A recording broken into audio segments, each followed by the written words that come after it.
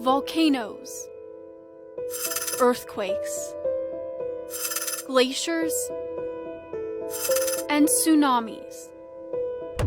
All a part of Alaska's geology. Mother Nature's natural hazards explained. Welcome to The Fault in the Facts. My passion is to tell stories of people who survived natural disasters. Back in March, I was tasked with putting together a special newscast to commemorate 60 years since the Great Alaska Earthquake. I heard so many compelling and emotional stories that they didn't all fit into that 30-minute newscast. That brings me here to Seward. I want you to take a moment and think about what you would do if you were just blocks away from this shoreline when a 9.2 quake hit.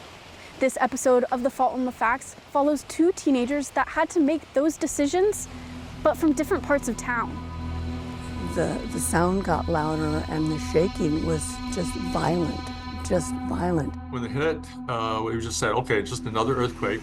The violent shaking only intensifying as the 9.2 quake rips through the town. You could see the undulations of the ground as the waves were going through. Two teenagers in Seward whose lives were forever changed. You can stand up.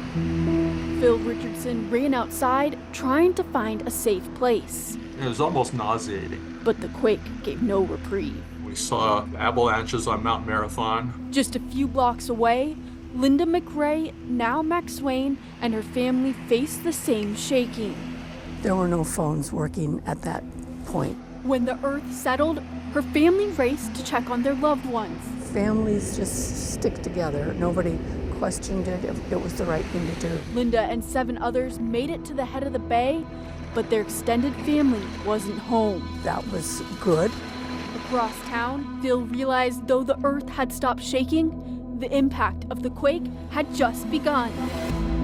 It was a fire explosion more than it was a boom. The tank farm, about a half-mile away, burst into flames. It was scary because, you think that the whole town's going to burn up. A dark cloud of smoke billowing from the fire. It really looked like the whole town was going to burn down, and my dad was a fireman. Linda's dad and brother go to fight the fire, but stop in their tracks, turning back with a dire warning for their family. My dad was yelling like I'd never heard, and he was saying there's a tidal wave. Otherwise defenseless to the impending wave, the garage roof seemed their best path to safety. You could hear a really loud sound, but we hadn't seen the wave yet. We could just hear it rumbling like a big freight train. They still weren't far enough from the approaching water. We all knew that where we were standing was not going to be anything that could save our lives. The house, just 6 feet away. Her dad, the last straggler, as they did everything to stay alive. The minute he hit the roof of that house, that wave was just right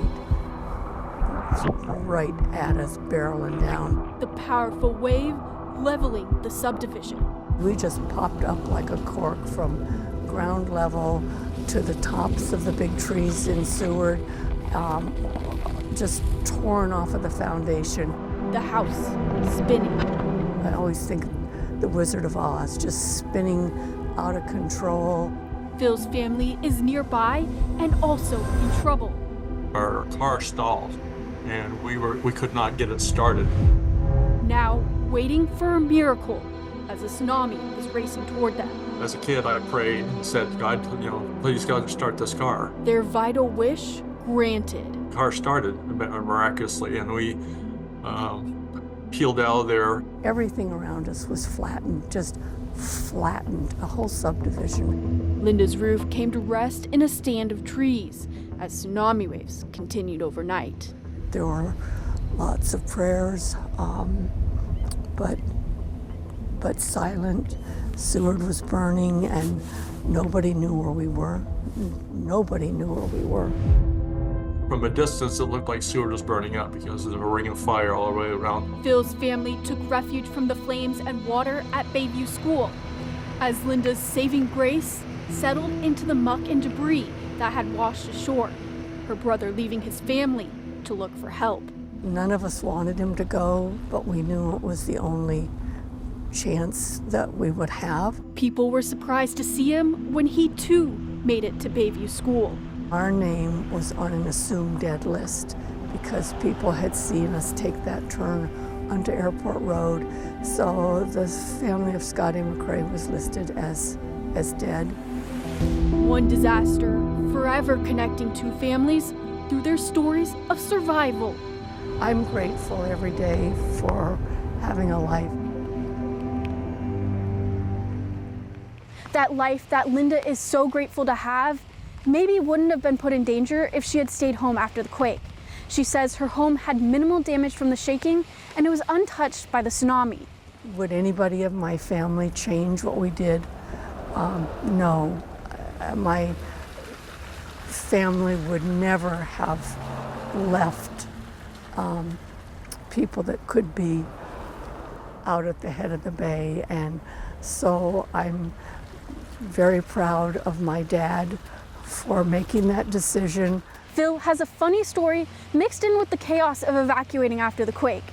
The family's goldfish bowl had fallen onto the floor, and his dad had a creative solution to keep the fish alive. The goldfish were on the floor wriggling around, so my dad went and got a pot water from the back of the toilet and filled the goldfish bowl full of water and put the goldfish back in. This can serve as a reminder that even serious situations can have comic relief when you look back at the difficult moments. If you want to see the full 60th anniversary newscast, it's available on our website and streaming platforms. And if you have a story about surviving the 1964 earthquake or another natural disaster, send me an email at mclark@ktuu.com. Thanks for tuning in to this episode of The Fault in the Facts.